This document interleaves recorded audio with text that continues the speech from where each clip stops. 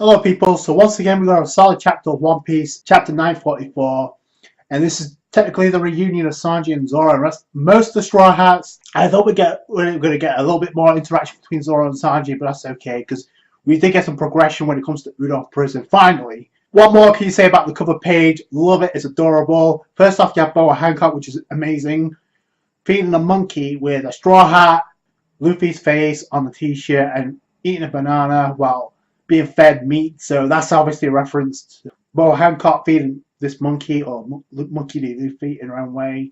I'm assuming it's on Amazon Lily, which the only thing I'm kind of curious about right now when it comes to like Boa Hancock and the rest of the warlords is what happened at the Reverie. We may find out. We know after one of these acts we're going to go back to the Reverie at some point. That was kind of confirmed at Jump Festa. Maybe we're going to find out what happens to the Shibukai system at the Reverie. And because Mihawk did kind of say it in chapter 925 when he was addressing Peroda, so hopefully we may find out. But either way, I thought the cover page was cool. We got Nico Robin last week. Now we got Boa Hancock, so you can't really complain. Zoro and Sanji reunion. A lot of people say we'd wait 5 years for this, but obviously it's going to be that much bigger once all the Straw Hats are together, in my opinion. And I love how Zoro and Sanji, even after all this time, they still have nicknames for each other. You got Zoro nickname is Sanji Eyebrow Goro, and you got Sanji say Mosshead Juro, so that's kind of funny, Moss Juro. But then Orochi's like, oh, kill those two because they can't interfere. And Yasuo's daughter's still alive, so they ordered them to be shot. Drake goes into hybrid mode, so that's kind of cool. He's putting in work. And Zoro's like, take care of it, and Sanji's like trying to cool down Zoro, so don't attack, you fool. And then you got the rest of the Straw Hats like, oh, Zoro was in the capital as well, so they got help out. Meanwhile, you got Shinobu's like, we can't let Yasuo's corpse be taken. I don't know why that's relevant unless there's something about his corpse. And they just found out who he was, so maybe they're grieving a little bit too much. But either way, I don't know what relevance that has. They're addressing his remains. We can't let them have them. So either way, that's the Straw Hats' goal. They have to protect not only Lord Yasui, but also his daughter. And find a way to get the hell out of there. Nami's freaking out, so we won't be able to stay in the capital anymore. Robin says we got a rendezvous point, which I'm curious where that place is. It could be the place where they were staying with Shinobu, or it could be somewhere else. Now, the only thing I can think of is the grave of the Kazuki clan that we saw. Maybe there was blood over smithereens. Maybe that's the rendezvous point. I don't know. But how many more rendezvous points can they meet at? But that's going to be interesting. Either way, Zoro's like ready to attack, and Sanji's like, yo, idiot, we need to stay true to the plan. Zoro's like, this. He's pissed. I told you so. This is what was going to happen. He doesn't care. He's thinking about whatever Toriyama told him with his moments that he spent with Zoro. So he's like 720-pound Cal the Phoenix. Boom. He tries to strike Orochi. You knew that wasn't going through because Orochi's a scrub. In comes Shiro. I will give him props. He was blocking it, but again, Zoro only has 2 of his 3 swords. We know what happened to Shusui. It's in the hands of Guki Mari. So that match has to take place for him to get back to Shusui. I did like the fact that Kiyoshiro and Zoro were about to duke it out. But we don't really get to see it because it cuts immediately to Drake. It transforms into a dinosaur, by the way. So forget the hyper form. He goes right for Sanji and Toko. Sanji, I will give him props. He ends up to block it. It doesn't look like he used... It doesn't look like he used Diablo Jamba as well, even though in the previous chapter, when you saw his leg, it clearly ignited his Diablo Jamba. So that's a casual kick. He blocks Drake's attack. The Frankie shielding Zoro from being shot by bullets. So that's kind of cool. And it's like, guns don't work on me. So it gets Yasui out of there. And right at the same time, we get the rest of the Straw Hats, Usopp's, Nami and Robin gearing up to do into some action, so that's kind of cool. And you got Orochi fleeing, and Kirishio's like, yo, you need to get out of here because it is way too dangerous for you. Yeah. So, and Zoro's like, move. Kirishio's like, I can't, I'm a Shogun's lapdog.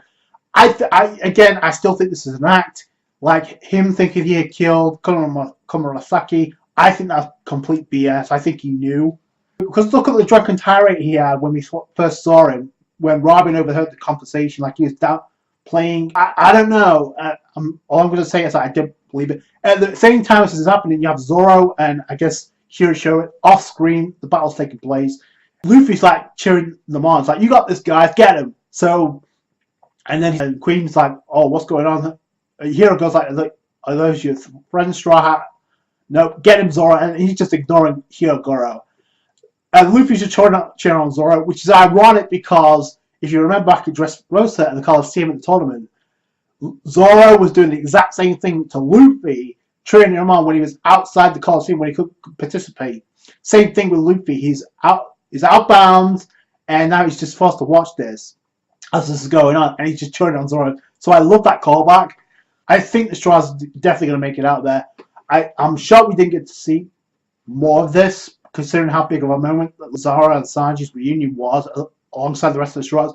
But we did get an interesting revelation in this chapter. So, see Kamazu, the killer, who was got taken down by Zoro, and then we got Kid, who once again got captured because he got pelted with Seastone bullets because he still had his handcuffs. I said it was reckless, but I expected Kid to be like kind of on his own, and I expected him to try and find out Killer, but boy, what a revelation this was.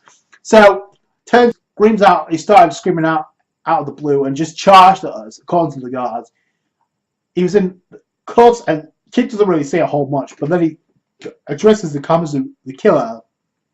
You beat half to death everyone that made fun of it. So, anyone ever heard him laugh. So, but what the hell happened? After we were separated, what did Kaido do to you? Or was it Orochi? Which, the revelation is, Kamazu the killer is none other than the killer himself, which we should have put the dots together immediately, because he had his mask and the hairstyle was different when we last saw Killer.